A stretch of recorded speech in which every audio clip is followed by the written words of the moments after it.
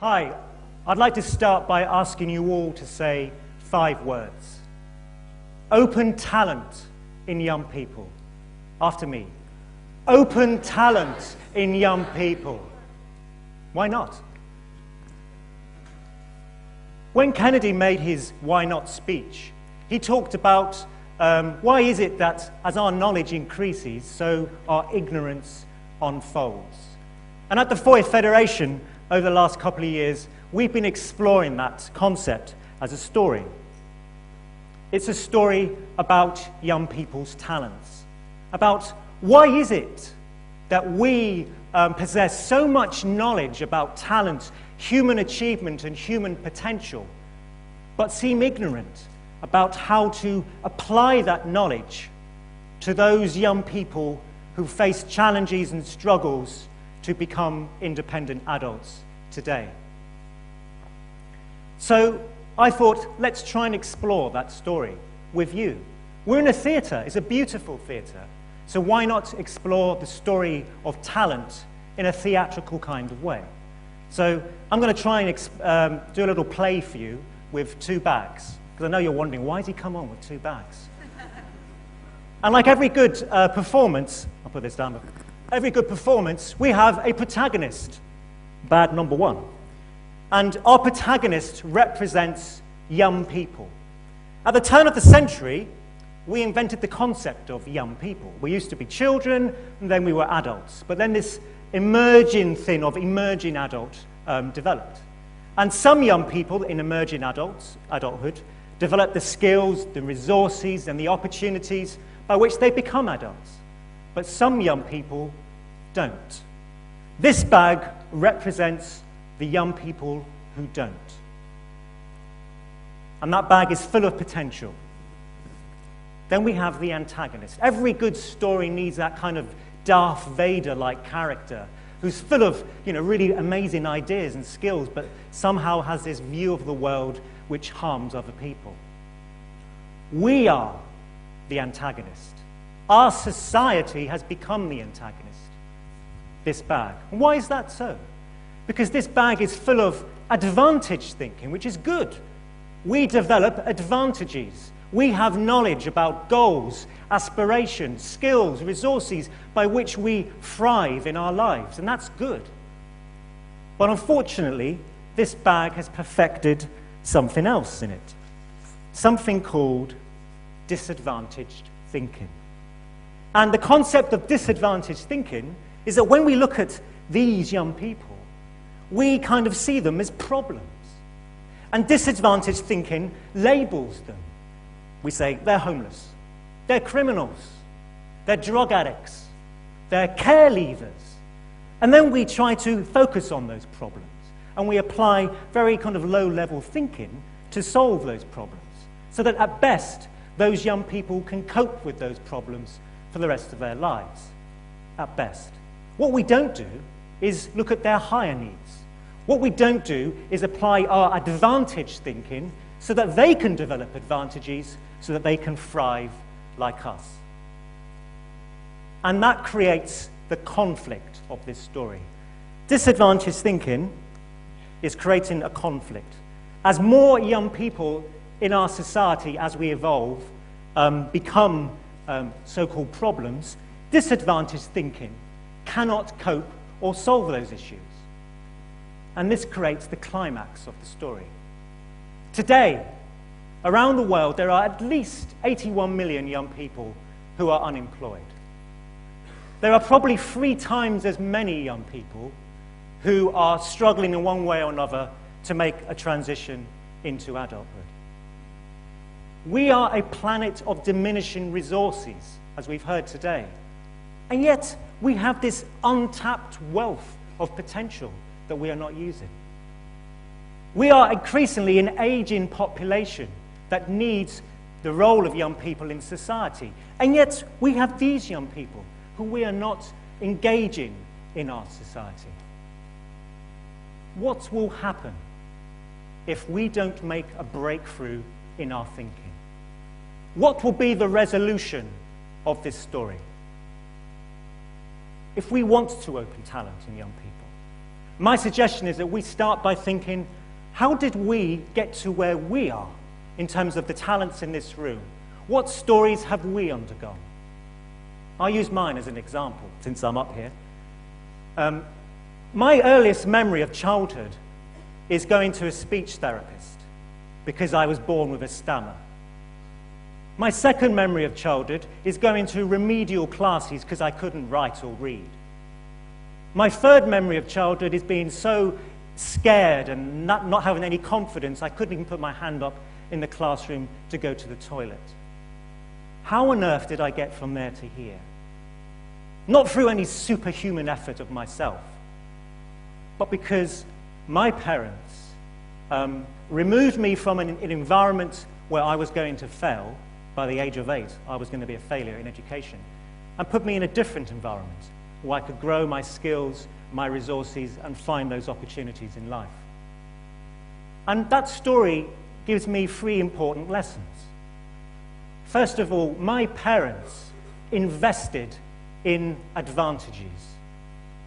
Not every young person, not all of these young people get that investment. Secondly, my parents never saw me as disadvantaged. They didn't see me as a problem. They saw my potential. They thought I had talent, and they gave me the opportunity to discover that. And thirdly, as I think where I am today, I don't define my achievements by saying, my greatest achievement is that I'm not homeless. No, I don't think that. I don't say, my greatest achievement is that I've saved the taxpayer thousands of pounds by not becoming a drug addict. I don't think any of you would say that either. But that's the measures we use to define the achievements of these young people. How crazy is that? How crazy is that? So, with that thinking, let's go to our this bag, the bag of our antagonists, and say, yes, we'd like to have your advantage thinking, because it's useful. Because it says things like, in advantage thinking, we have business talent development programs, leadership programs that invest in time in people's talents. Well, that's a good thing to have, isn't it? In the world of sport, we go scouting for talent. There are talent scouts who try to identify people who've got potential. And then we invest in that potential by coaching people. And then when they become successful, we give them agents. Like David Beckham, he has an agent, and he promotes his talents to others. That sounds a good program to me. Or we have things like university. University, you get 3 years to experience different types of accommodation, an amazing training and education package, social networks, and all those amazing things to grow your confidence and skills. Why can't we have a program like that for these young people? So those are good advantages to have. It would be very easy just to take those advantages and just stick them in that bag. I'd love to be able to do that. But there's this thing in the middle. There's this kind of conflict in the middle of the stage called disadvantaged thinking that's staring at me right now. And it's saying, when you say why not, it says because. It turns why into a not. So let's see if we can sort of get rid of disadvantaged thinking. I'm going to lift up the cards and try to destroy them. Because it's too expensive to focus on talents. Of course. It must be more expensive to send a young person to Eton or to university than it would be to send them to a custody or put them through their supported housing route. No, it's not. Eton is cheaper. Because only some people are special and gifted enough to be talented. It's true, I can't dance. I can't sing. And I can't even sing and dance badly enough to be entertaining. So I don't have that kind of talent. But I have other talents. There are other talents than just that kind of celebrity talent. Actually, if you go and look at the dictionary, talent means all sorts of things. It's about your character. It's about all different types of abilities. So let's not say that talent is an elitist thing. Everybody has their own talent. Because it is too risky not to focus on the problems first. These people have got problems. We must assess their problems. But that's not how human behavior works, is it? If I really wanted to spend time in the gym because I've got a problem with my body, I really should focus on my body more, not my mind. What's going to get me to the gym? Not focusing on the problem. What will get me to the gym is saying, I'm going to run the marathon in New York next year. That's an aspirational goal. That will get me to the gym. Because human behavior focuses on aspirational goals, not problems. Because young people aren't responsible enough to be adults to be invested in. That young person over there, he's a young offender. He committed a crime. Why should we invest in him? Why do we see human beings as labels? That's a young person who hasn't been able to develop all the skills and resources by which to be a positive adult. We need to invest in those things. We need to take the responsibility to help them gain that responsibility. And the last card. Because it's too complicated to know where to invest, and a lot easier to focus on disadvantage. It will be a lot easier for me to talk about homelessness and all those things on stage. But I'm not, because we have to confront that kind of language. This card is difficult. And in the UK, we have been inspired by Greece, by the fact that in ancient history, Greece developed a currency called talent. A talent was a measure of value, equivalent to about 9 years' worth of skilled labor in terms of silver. You knew what you bought with a talent, you knew what you got in return.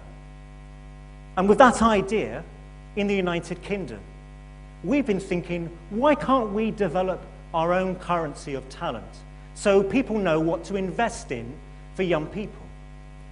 And that talent, that currency, has 5 things in it. Firstly, it has the concept of places to go where young people can go to discuss their talents, to begin a conversation about creating talent. Places where they can find somewhere safe to live, but can also be inspired by what they can achieve in their life. Where are those places in this room? Secondly, by having responsible adults, trusted adults, not those who can just support young people. There's too many people supporting young people. Adults who will inspire, enable, and empower young people. Those adults with the ability to guide and empower young people as they begin their journeys. Where are those enablers in this room? Thirdly, it's about a community of opportunity. A community where you can spot your talent, develop your talent, and promote your talent. Where is that community in this room? Fourthly, it's about having a kind of relationship, an offer for a young person, if you like, a contract, which they can commit to, where they can see their talents grow in return for the investments of talents back in them. Where is that social contract for young people in this room? And lastly, it's about a campaign. It's about a vision. It's about giving young people something to feel part of, to feel an identity with. Open talent, something aspirational, not disadvantage. Where is that campaign? Where's that vision in this room? When Kennedy did his Why Not speech, he said, we shouldn't waste money on all this, but we should get the job done. Disadvantaged thinking wastes money. Disadvantaged thinking does not get the job done.